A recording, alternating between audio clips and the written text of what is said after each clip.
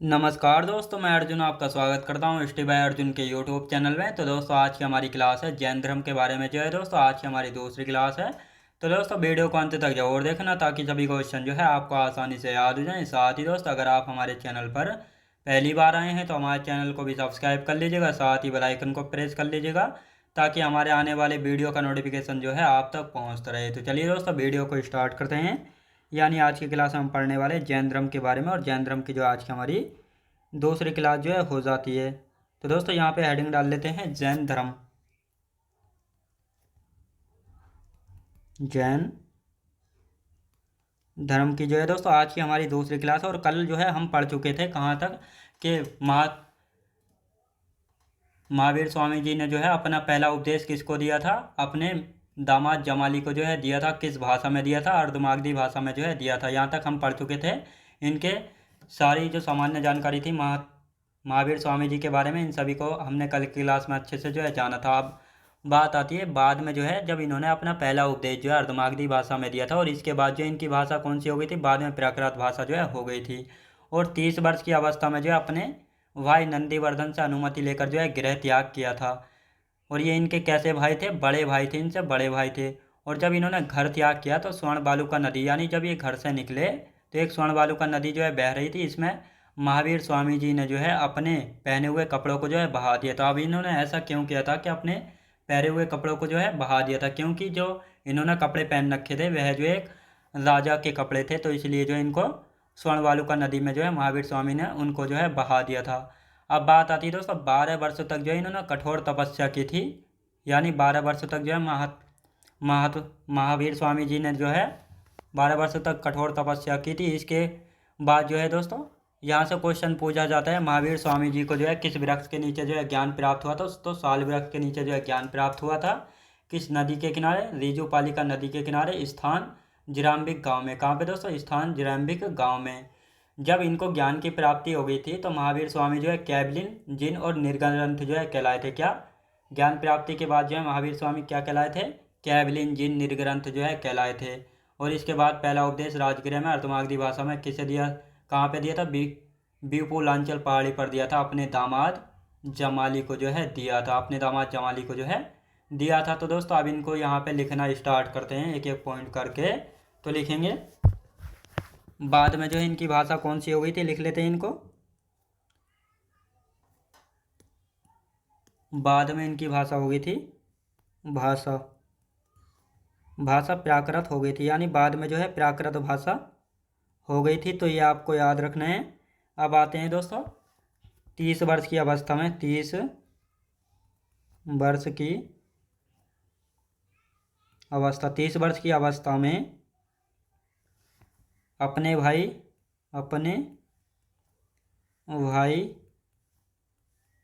नंदीवर्धन की अपने भाई नंदीवर्धन की अनुमति लेकर गृह त्याग किया। याद रखें दोस्तों, गृह त्याग किया था। किसने गृह त्याग किया था, तो ये किया था महावीर स्वामी जी ने। तो ये नंदीवर्धन कौन थे, इनके बड़े भाई थे। याद रखें दोस्तों, बड़े भाई थे नंदीवर्धन किसके, महावीर स्वामी जी के। अब इसके बाद जब इन्होंने गृह त्याग किया और जब ये जा रहे थे तो स्वर्ण बालुका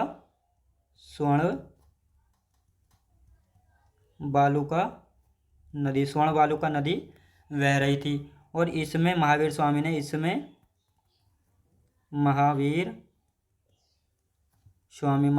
जो है महावीर स्वामी ने अपने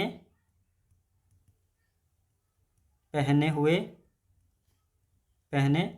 हुए कपड़े बहा दिया। याद रखें दोस्तों, कपड़ों को जो है बहा दिया था। तो ये आपको याद रखना है, किसको, कपड़ों को जो है बहा दिया था। अब इन्होंने ऐसा क्यों किया था, क्योंकि ये राजा वाले कपड़े पहने हुए थे। तो इनको जो है इन्होंने स्वर्ण वालुका नदी में जो है बहा दिया था। किस नदी में, स्वर्ण वालुका नदी में जो है बहा दिया था।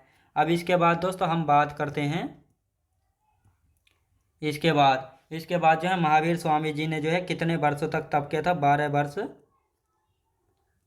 तप किया। यानी 12 वर्ष तक जो है तप किया था। यानी 12 वर्षों तक की कठोर तपस्या के बाद जो है इनको ज्ञान की प्राप्ति जो है हुई थी।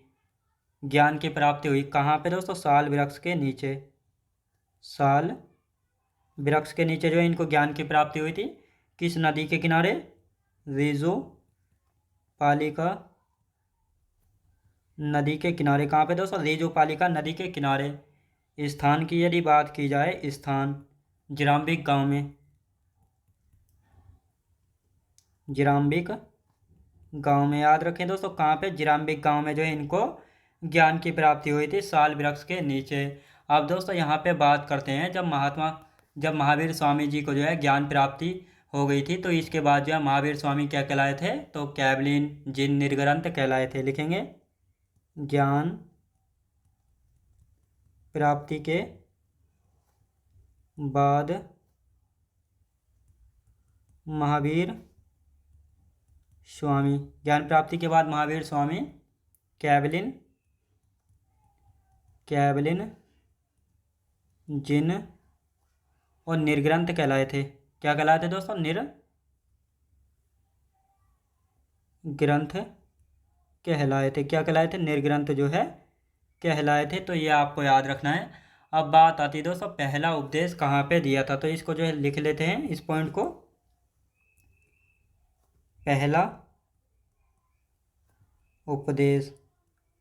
पहला उपदेश जो है इन्होंने कहाँ पे दिया था? राजगृह में दिया था। कहाँ पे दोस्तों? राजगृह में। किस भाषा में? अर्धमागधी भाषा में। अर्धमागधी भाषा में जो है इन्होंने अपना पहला उपदेश जो है दिया था। कहाँ पे दिया था? विपुलांचल पहाड़ी पर। विपुलांचल की पहाड़ी पर। याद रखें दोस्तों, कहाँ पर दिया था? विपुलांचल की पहाड़ी पर जो है अपना पहला उपदेश जो है दिया था। कैवलिन। अब इन चारों पॉइंटों को लिख लेते हैं। जैसे कैवलिन को क्या कहा गया है? आत्म व शरीर के बीच के अंतर को समझने वाले को कैवलिन कहा गया है। जिन यानी जिसने खुद की इच्छाओं पर विजय पा ली हो उसको जिन कहा गया है। और निर्ग्रंथ जो सांसारिक बंधन से मुक्त हो चुका है। और ज्ञान प्राप्ति वैशाख दशमी के दिन जो है महावीर स्वामी जी को जो है ज्ञान प्राप्त हुआ था। तो इनको लिख लेते हैं कैवलिन की यदि बात की जाए तो आत्मा व शरीर के बीच के अंतर को समझने वाले को जो है दोस्तों क्या कहा गया है? कैवलिन जो है कहा गया है। बात आते हैं जिन किसको कहा गया है? जिसने खुद की इच्छाओं पर विजय पा ली हो। खुद की इच्छाओं पर विजय पा ली हो। जिसने जो है खुद की इच्छाओं पर विजय पा ली हो। फिर आते हैं दोस्तों निर्ग्रंथ के सांसारिक बंधनों से मुक्त हो चुका हो। सांसारिक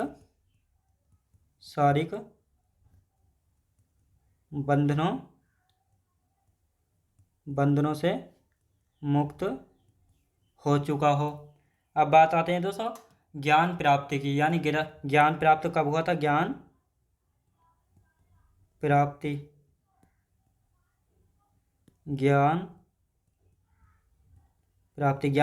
जो है कब हुई थी इन्हें? वैशाख दशमी के दिन। वैशाख दशमी के दिन जो है इनको ज्ञान की प्राप्ति हुई थी। वैशाख दशमी के दिन। तो दोस्तों अब पहले जो है इनका रिवीजन कर लेते हैं। उसके बाद जो है जैन धर्म के जो है त्रिरत्न देखेंगे। फिर जैन समितियाँ देखेंगे, जिस प्रकार हमने बौद्ध धर्म में जो है जाना था। तो दोस्तों हम यहाँ पर बात करते हैं इनकी भाषा। यानी महावीर स्वामी जी ने जो है अपना पहला उपदेश जो है अर्धमागधी भाषा में दिया था। लेकिन अर्धमागधी भाषा के बाद जो है इनकी भाषा कौन सी हो गई थी? तो भाषा हो गई थी प्राकृत भाषा हो गई थी बाद में। और इन्होंने जो है 30 वर्ष की अवस्था में अपने बड़े भाई नंदीवर्धन से अनुमति लेकर जो है गृह त्याग किया था। जब इन्होंने गृह त्याग कर दिया तो जब ये जा रहे थे तो इन्होंने जो है लास्ट में एक नदी पड़ी थी, स्वर्णवालिका नदी। तो इसमें जो है महावीर स्वामी ने अपने पहने हुए कपड़े जो है बहा दिए थे। अब इन्होंने ऐसा क्यों किया था? क्योंकि इन्होंने जो कपड़े पहन रखे थे वे राजा वाले थे। तो इसलिए जो इन्होंने अपने कपड़े स्वर्णवालिका नदी में जो है बहा दिए थे। अब जब इन्होंने कपड़े अपने बहा दिए थे तो इसके बाद जो है दोस्तों महावीर स्वामी जी ने जो है कितने वर्षों तक तप किया था? तो 12 वर्षों तक जो इन्होंने कठोर तपस्या की थी। कितने वर्षों तक? 12 वर्षों तक जो इन्होंने कठोर तपस्या की थी। जब इन्होंने कठोर तपस्या की थी तो साल वृक्ष के नीचे जो इनको ज्ञान की प्राप्ति हुई थी, रीजुपालिका नदी के किनारे पर। स्थान की यदि बात की जाए जिराम्बिक गांव में। और ज्ञान प्राप्ति के बाद जो है महावीर स्वामी कैवलिन जिन निर्ग्रंथ कहलाए। कैवलिन यानी जो आत्मा व शरीर के बीच के अंतर को समझ सकता है उसको कैवलिन कहा गया है। जिन की यदि बात की जाए जो अपनी इच्छाओं पर या इंद्रियों पर विजय पाले तो उसको जिन कहा गया। निर्ग्रंथ जो सांसारिक बंधनों से मुक्त हो जाए, यानी जो संसार में जो रिश्ते हैं भाई बहन माता पिता ये सभी रिश्तों से मुक्त हो जाए तो उसको निर्ग्रंथ जो है कहा गया है। तो जब महावीर स्वामी जी को जो है ज्ञान की प्राप्ति हो गई थी तो वह कैवलिन जिन व निर्ग्रंथ जो है कहलाए थे। महावीर स्वामी जी ने जो है ज्ञान प्राप्ति के बाद अपना पहला उपदेश राजगिरा में दिया था अर्धमागधी भाषा में। बीपुलांचल पहाड़ी पर किसको दिया था अपना पहला उपदेश? अपने दामाद जमाली को जो है दिया था। और जमाली जो है इनके पहले शिष्य थे, यानी प्रथम शिष्य भी थे। कैवलिन आत्मा व शरीर के बीच का संबंध, जिन खुद की इच्छाओं या खुद की इंद्रियों पर विजय पाना, निर्ग्रंथ सांसारिक बंधनों से मुक्त होना और ज्ञान की प्राप्ति वैशाख दशमी के दिन। याद रखें दोस्तों, जिस प्रकार महावीर स्वामी जी को जो है यानी महात्मा बुद्ध को ज्ञान की प्राप्ति कब हुई थी? वैशाख पूर्णिमा के दिन। लेकिन महावीर स्वामी जी को जो है ज्ञान की प्राप्ति वैशाख दशमी के दिन हुई थी। कब दोस्तों? वैशाख दशमी के दिन। अब आते हैं जैन धर्म के त्रिरत्न, जैसे सम्यक दर्शन, सम्यक ज्ञान, सम्यक आचरण। सम्यक का अर्थ होता है दोस्तों सही, यानी सही दर्शन होने चाहिए, सही ज्ञान यानी अच्छा ज्ञान होना चाहिए, किसी को जो है गलत राय वगैरह नहीं देना चाहिए, सही आचरण सही व्यवहार होना चाहिए, सही आचरण जो है होना चाहिए। तो ये त्रिरत्न है जैन धर्म के। तो दोस्तों इनको जो है हम यहाँ पे लिख लेते हैं जैन धर्म के त्रिरत्न।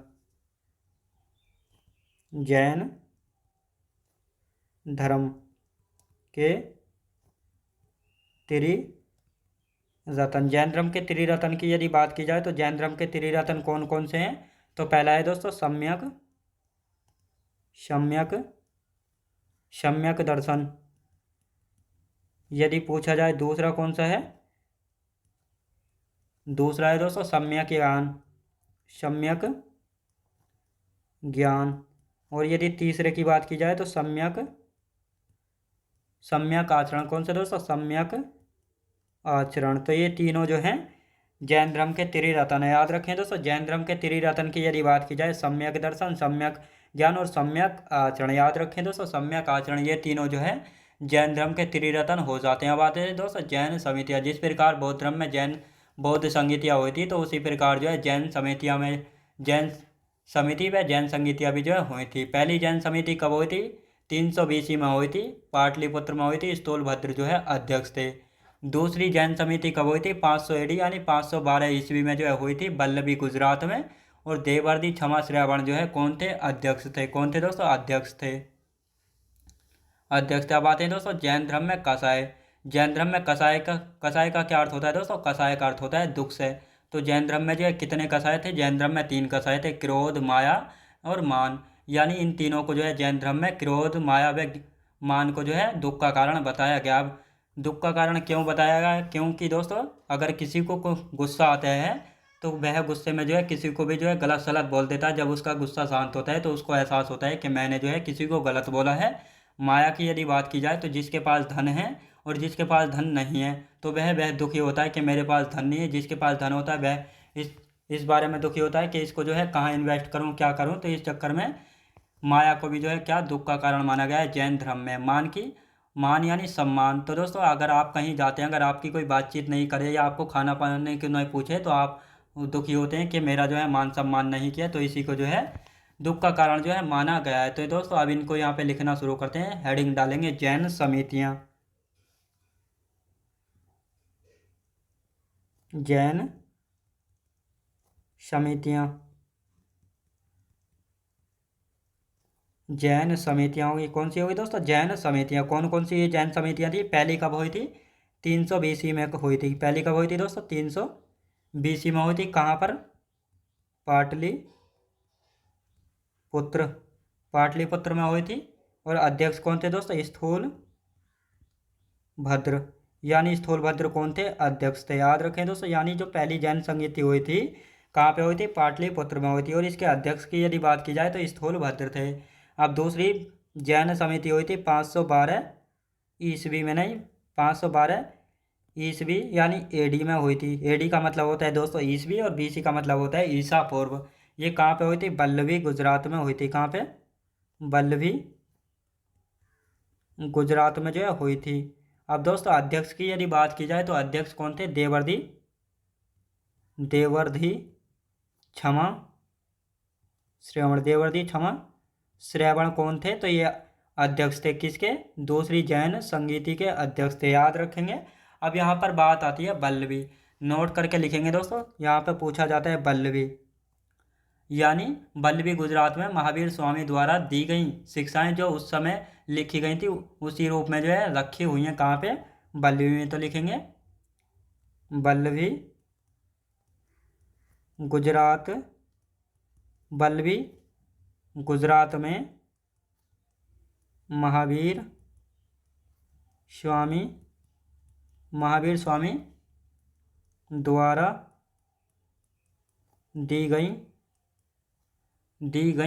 दी गई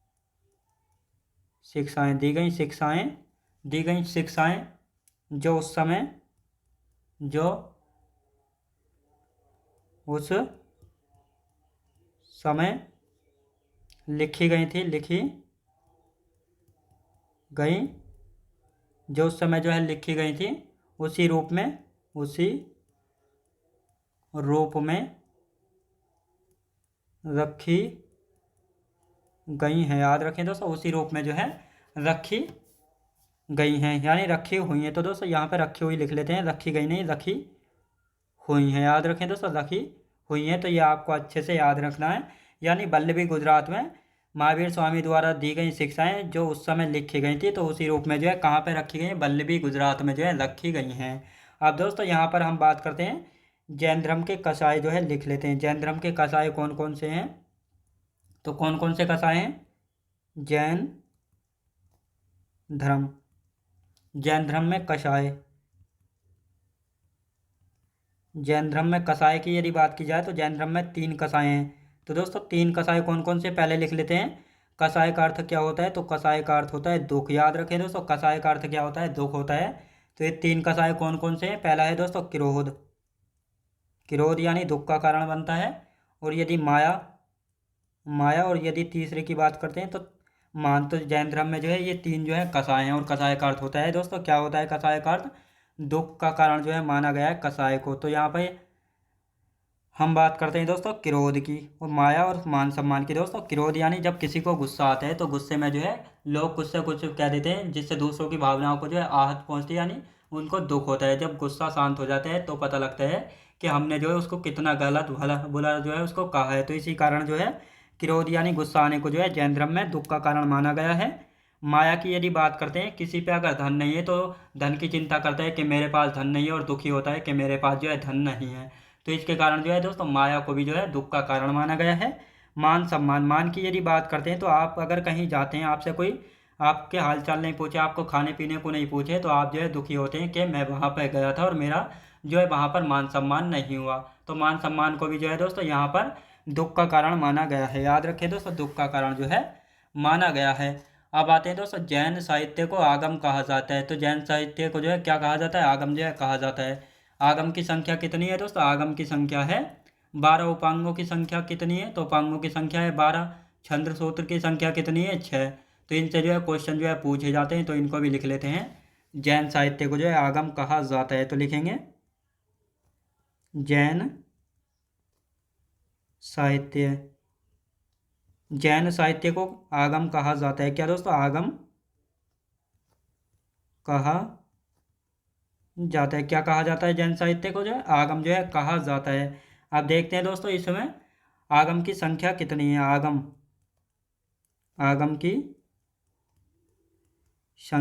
की संख्या की यदि बात की जाए तो आगम की संख्या कितनी है दोस्तों? आगम की संख्या है 12। अब बात करते हैं उपांगों की संख्या कितनी है। उपांगों की संख्या कितनी है? 12 हो जाती है। और यदि बात की जाए छंद्र सूत्र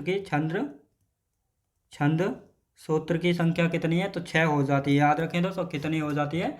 तो 6 जो है छंद्र सूत्र की संख्या जो है हो जाती है। अब इनका पहले रिवीजन कर लेते हैं, फिर देखेंगे दोस्तों जैन धर्म भी जो है 2 शाखाओं में विभाजित हो गया था और कैसे हुआ था, क्यों हुआ था, इसके कारण सभी जानेंगे। तो जैन धर्म के त्रिरत्न की यदि बात की जाए तो त्रिरत्न कितने? 3। सम्यक दर्शन, सम्यक ज्ञान और सम्यक आचरण, ये तीनों जो हैं जैन धर्म के त्रिरत्न है। याद रखें दोस्तों जैन धर्म के जो है त्रिरत्न हैं। अब आते हैं दोस्तों जैन समिति यानी जैन संघी थी। तो कितनी जैन समितियाँ हुई थी? 2 जैन समितियाँ हुई थी। कौन कौन सी हैं?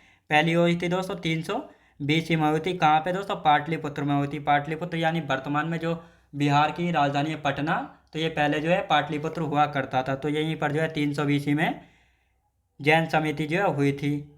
इसके अध्यक्ष थे स्थूलभद्र। दूसरी जैन समिति हुई थी 512 AD यानी 512 ईस्वी में जो हुई थी, बल्लभी गुजरात में, और अध्यक्ष थे देवर्षि क्षमा श्रवण जो है इस दूसरी जैन समिति के अध्यक्ष थे।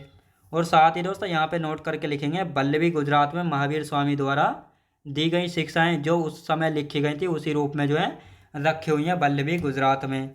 अब जैन धर्म के कसाय की यदि बात की जाए तो जैन धर्म के कसाय हैं 3: दुख, क्रोध, माया और मान। तो कसाय का अर्थ क्या होता है दोस्तों? कसाय का अर्थ होता है दुख। जैसे क्रोध में यानी गुस्से में जो आप किसी को उल्टा सीधा कह देते हैं, और बाद में जब गुस्सा शांत होता है तो बात को जो है आपको दुख होता है कि मैंने जो है इसको गुस्से में इतना कुछ बोल दिया। मान सम्मान। फिर आते हैं दोस्तों माया। माया की यदि बात करते हैं तो जिस पे धन होता है वह जो है दुखी होता है, इसको कहाँ कैसे इन्वेस्ट करूँ, क्या करूँ, इसको कैसे संभालूँ। और दूसरा व्यक्ति जिस पर धन नहीं होता है वह दुखी होता है कि मेरे पास जो है धन नहीं है। तो इसीलिए माया को भी जो है जैन धर्म में दुख का कारण माना गया। मान सम्मान। आप कहीं पर जाते हैं, आपकी अगर कोई बातचीत ना हो या आपको खाने पीने को कोई ना पूछे तो आप जो है दुखी हो जाते हैं कि मेरा जो है वहाँ पर मैं गया था, मेरा कोई मान सम्मान नहीं किया गया। तो इस बात को लेकर भी जो है आप दुखी हो जाते हैं। तो इसीलिए जैन धर्म में जो है इन तीनों को, जैन धर्म में कसाई यानी इन तीनों को दुख का कारण जो है माना गया है। अब आते हैं दोस्तों जैन साहित्य। जैन साहित्य की यदि बात करते हैं तो इनको जो है आगम कहा गया है। क्या? आगम जो है कहा गया है। आगम की संख्या है दोस्तों 12, उपांगों की संख्या है 12, छंद सूत्र की संख्या है 6, याद रखेंगे। अब आते हैं दोस्तों जैन धर्म की शाखाएं। जैन धर्म जो है 2 शाखाओं में बढ़ गया। तो ये कौन कौन सी 2 शाखाएं हैं? जब जैन धर्म 2 शाखाओं में बढ़ गया था तो दोस्तों श्वेतांबर और दिगंबर शाखाओं में जो है बढ़ गया था। श्वेतांबर शाखा के अध्यक्ष थे स्थूलभद्र, जो कि सफ़ेद वस्त्र जो है इन्हें धारण करते थे, और ये उत्तर भारत में ही रहे थे। याद रखें दोस्तों, उत्तर भारत में ही जो है रहे थे। और दिगंबर शाखा के अध्यक्ष कौन बने थे? भद्रबाहु बने थे, जो कि नगन अवस्था में जो है रहते थे, जो दक्षिण भारत जो है चले गए थे। यानी अब इसका कारण क्या है? तो दोस्तों हुआ क्या था, मगध में जो है, जो कि मगध सबसे शक्तिशाली था, यहाँ पर जो है दोस्तों 12 वर्षों तक जो है अकाल पड़ा था, यानी सूखा पड़ गया था। इसी कारण जो है भद्रबाहु जो है अपने अनुयायियों को लेकर जो है दक्षिण भारत चले गए थे, यानी कर्नाटक के श्रवण बेलगोला जो है चले गए थे, दक्षिण भारत जो है चले गए थे। लेकिन जब अकाल समाप्त हुआ था तो ये वे दोबारा जो है कहाँ पर गए थे? उत्तर भारत जो है गए थे। लेकिन अब जैसे ही ये उत्तर भारत गए थे तो इन्होंने देखा जो श्वेतांबर लोग हैं कि कुछ लोग जो है श्वेतांबर शाखा को मानने वाले लोग थे, जिसके अध्यक्ष थे स्थूलभद्र, ये जो है सफ़ेद वस्त्र जो है धारण करना शुरू कर दिया था। अब जैसे इनके विचारों में जो है मतभेद हुआ, इनके विचार कुछ थे स्थूलभद्र के और भद्रबाहु के विचार कुछ थे, तो इन्हीं विचारों को लेकर जो है इन्होंने के जैन धर्म जो है 2 शाखाओं में जो है बट गया था। भद्रबाहु ने कहा था जो जैन धर्म को मानेगा वह नगन अवस्था में रहेगा, लेकिन स्थूलभद्र ने कहा था जो श्वेतांबर शाखा को मानेगा वह जो है सफ़ेद वस्त्र जो है धारण करेगा। और ये उत्तर भारत में ही रहे थे स्थूलभद्र अपने अनुयायियों को लेकर, और दिगंबर शाखा वाले लोग जो है ये दक्षिण भारत जो है चले गए थे। तो इसी कारण जो है दोस्तों ये 2 भागों में बट गया था जैन धर्म। तो दोस्तों अब इनको यहाँ पे लिख लेते हैं, हेडिंग डालेंगे जैन धर्म की 2 शाखाएं। जैन धर्म की शाखाएं लिख लेते हैं, जैन धर्म की शाखाएं। जैन धर्म की शाखाएं। जैन धर्म की शाखाओं की यदि बात की जाए तो कौन कौन सी 2 शाखाएं थीं? तो जैन धर्म की 2 शाखाएं थीं। पहली थी दोस्तों श्वेतांबर। दूसरी कौन सी थी दोस्तों? दूसरी थी दिगंबर। दूसरी शाखा थी दिगंबर। अब यहाँ पर बात आती है, श्वेतांबर शाखा के अध्यक्ष कौन थे? स्थूलभद्र थे। स्थूलभद्र जो है कौन थे? ये श्वेतांबर शाखा के अध्यक्ष थे। और यदि बात की जाए दिगंबर शाखा के अध्यक्ष कौन थे? भद्रबाहु थे। अब यहाँ पर बात आती है, स्थूलभद्र ने कहा था जो जैन धर्म को मानेगा वह जो है सफ़ेद वस्त्र धारण करेगा। लेकिन भद्रबाहु ने कहा था जो जैन धर्म को मानेगा वह जो है नग्न अवस्था में जो है रहेगा। कैसे दोस्तों? नग्न अवस्था में रहेगा। और ये श्वेतांबर शाखा जो है कहाँ पर थी? उत्तर भारत में थी। उत्तर भारत में। कहाँ पे दोस्तों? उत्तर भारत में। रहे थे ये श्वेतांबर शाखा के लोग। लेकिन बात की जाए जो दिगंबर शाखा के लोग थे ये कहाँ पर रहे थे, दक्षिण भारत चले गए थे। जो दक्षिण भारत चले गए, दक्षिण भारत में कहाँ पे गए थे, कर्नाटक श्रवण बेलगोला चले गए थे। कर्नाटक के श्रवण बेलगोला चले गए थे। याद रखें दोस्तों, श्रवण बेलगोला जो है चले गए थे। तो दोस्तों ये इस प्रकार जो है जैन धर्म जो है दो शाखाओं में बट गया था, यानी दो शाखाएं, श्वेतांबर शाखा और दिगंबर शाखा। जिसमें श्वेतांबर शाखा के अध्यक्ष थे स्थूलभद्र, इन्होंने कहा था सफ़ेद वस्त्र पहनेंगे और ये उत्तर भारत में ही जो है रहे थे। दिगंबर शाखा के अध्यक्ष थे भद्रबाहु, इन्होंने कहा था जैन धर्म को मानने वाले लोग जो है नग्न अवस्था में रहेंगे, जो कि दक्षिण भारत में जो है कर्नाटक के श्रवण बेलगोला जो है चले गए थे। याद रखें दोस्तों, कहाँ पर चले गए थे, श्रवण बेलगोला जो है चले गए थे। अब आते हैं दोस्तों जैन संघ। जैन संघ में जो है 11 गणधर थे। कितने दोस्तों, 11 गणधर थे। और महावीर स्वामी के समय अध्यक्ष कौन थे, इंद्रभूति थे। लेकिन अगले अध्यक्ष कौन थे, इंद्रभूति से सुधर्मन थे। कौन थे दोस्तों, सुधर्मन थे। जैन भिक्षुणी संघ की अध्यक्षता कौन थी, चंदना थी। कौन दोस्तों, चंदना थी। तो इनको भी जो है यहाँ पे लिख लेते हैं जैन संघ, हेडिंग डालेंगे दोस्तों जैन संघ। जैन संघ, जैन संघ की यदि बात की जाए, जैन संघ, तो जैन संघ में जो है कितने गणधर थे, जैन संघ में 11 गणधर थे। याद रखें दोस्तों, जैन संघ में जो है 11 जो है गणधर थे। अब बात आते हैं यहाँ पर महावीर स्वामी जी की मृत्यु के समय अध्यक्ष कौन थे। महावीर स्वामी की मृत्यु के समय अध्यक्ष कौन थे। महावीर स्वामी की मृत्यु के समय अध्यक्ष कौन थे दोस्तों, अध्यक्ष थे इंद्रभूति। कौन थे, इंद्रभूति थे। लेकिन इनके तुरंत ही बाद जो है अगले अध्यक्ष कौन बन गए, तो सुधर्मन बन गए थे। अगले अध्यक्ष जो है कौन बने थे, सुधर्मन जो है बने थे। कौन दोस्तों, सुधर्मन।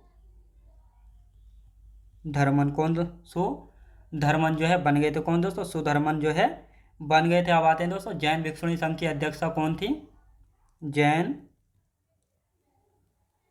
भिक्षुणी संघ की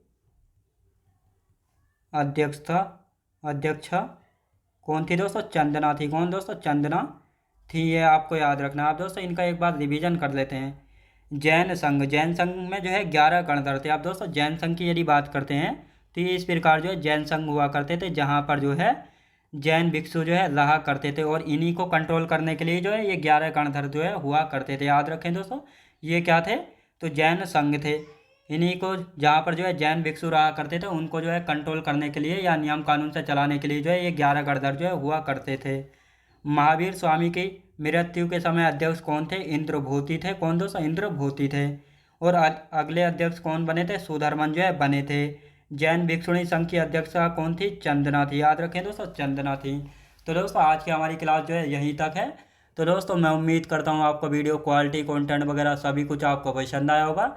पसंद आया तो लाइक शेयर और सब्सक्राइब करना बिल्कुल भी ना भूलें। साथ ही दोस्तों अगर आप हमारे चैनल पर पहली बार आए हैं तो हमारे चैनल को भी सब्सक्राइब कर लीजिएगा, साथ ही बेल आइकन को प्रेस कर लीजिएगा, ताकि हमारे आने वाली वीडियो का नोटिफिकेशन जो है आप तक पहुँचता रहे। चलिए दोस्तों मिलते हैं नेक्स्ट वीडियोज़ में।